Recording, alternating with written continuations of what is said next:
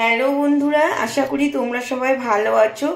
দেখো, আজ আমি একটি নতুন রেসিপি নিয়ে চলে এসেছি। আমি বানাবো ছোলা শাক ভাজা। এই শাকটা খেতে কিন্তু দারুণ লাগে। আমার বাড়িতে শাক প্রতিদিনই হয়। আমার হাজবেন্ড খুব শাক খেতে ভালোবাসে, আর ছোলা শাকটা তো দারুণ টেস্ট। দেখো, আমি এটা বাজার থেকে কিনে নিয়ে এসেছিলাম। দিয়ে এবার আমি নরম নরম ডাঁটিগুলো বেছে নিচ্ছি, শক্ত ডাঁটিটা কিন্তু বাদ দিয়ে দিচ্ছি। এইভাবে শাকটা বেছে নিতে হবে।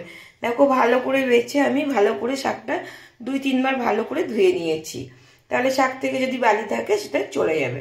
শাকটা খেতে কিন্তু দারুণ টেস্ট লাগে। এবার শাকটাকে আমি একটু কুচি কুচি করে কেটে নেব। যেহেতু লম্বা লম্বা আছে ডাল পাতাগুলো, ওই জন্য আমি একটু ছোট ছোট করে কুচি কুচি করে কেটে নেব। এইভাবে আমি সব শাকগুলো কেটে কমপ্লিট করে নেব। এবার দেখো, কড়াইতে দিয়ে দেবো, জল বসিয়ে দেবো। জলের মধ্যে দিয়ে দেবো একটু নুন আর একটু হলুদ। তোমরা এইভাবে বানাও, কে কে কীভাবে বানাও প্লিজ আমাকে জানাবে। আমি কিন্তু এইভাবেই বানাই। আর ছোলা শাকটা কে কে খেতে ভালোবাসো সেটাও জানাবে। এটা এই সময় শীতের সময় পাওয়া যায়, অন্য সময় কিন্তু পাওয়া যায় না। শীতকালে এই শাকটা বিশেষ করে বাজারে পাওয়া যায়। দেখো, আমি নুন জলটা গরম হলে আমি শাকটা দিয়ে দিয়েছি, ওর মধ্যে হলুদও দিয়েছিলাম। দিয়ে শাকটা দিয়ে দেবো। আস্তে আস্তে আমি ঢাকা দিয়ে একদম গ্যাসটা সিমে রেখে শাকটা সিদ্ধ করে নেব। দেখো, শাকটা ভালো মতো সিদ্ধ হয়ে যাবে, আর একদম জলটা আমি পুরোপুরি শুকিয়ে নেব। শাকটা তুলে রেখেছি। এবার আমি কড়াইতে দিয়ে দিচ্ছি সর্ষের তেল। দিয়ে আমি আগে থেকে বেগুন, দেখো একটু চৌকো চৌকো করে কেটে রেখেছিলাম, সেই বেগুনটা আমি ভেজে নেব। এই শাকে একটু বেগুন দিলে কিন্তু অনেক টেস্ট লাগে। তোমরা কিভাবে বানাও প্লিজ কমেন্ট করে জানাবে।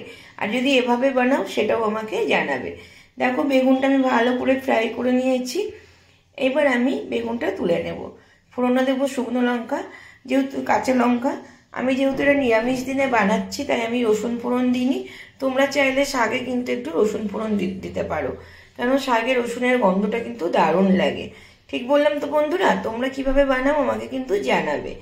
দেখো, ফোড়নটা একটু ভালো করে ভেজে নিয়ে আমি এবার শাকটা ওর মধ্যে দিয়ে দেব।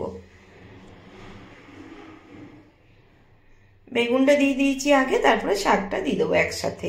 দিয়ে ভালো করে এটা ভাজা ভাজা করবো, বেশি একদম ফ্রাই করব না, একটু কাদা কাদা মতো হবে, খেতে ভালো লাগবে। দেখো, ওপর থেকে দিয়ে দিচ্ছি একটু পোস্ত, আর সামান্য স্বাদ মতো দিয়ে দেবো চিনি। শাকে একটু চিনি দিলে কিন্তু টেস্টটা অসাধারণ লাগে। তোমরা যারা পছন্দ করো না তারা দেবে না। এইভাবে কিন্তু ছোলা শাকটা কিন্তু দারুণ লাগে গরম ভাতের সাথে। বাঙালি মানেই শাক প্রিয়। তোমরা কে কি শাক খেতে ভালোবাসো প্লিজ কমেন্ট করে জানাবে। আর যেসব বন্ধুরা আমার নতুন তাদেরকে জানাই অসংখ্য ভালোবাসা। সব সময় পাশে থেকো। আমার রেসিপিটা কেমন লাগলো প্লিজ কমেন্ট করে জানাবে। আজ আসি তবে।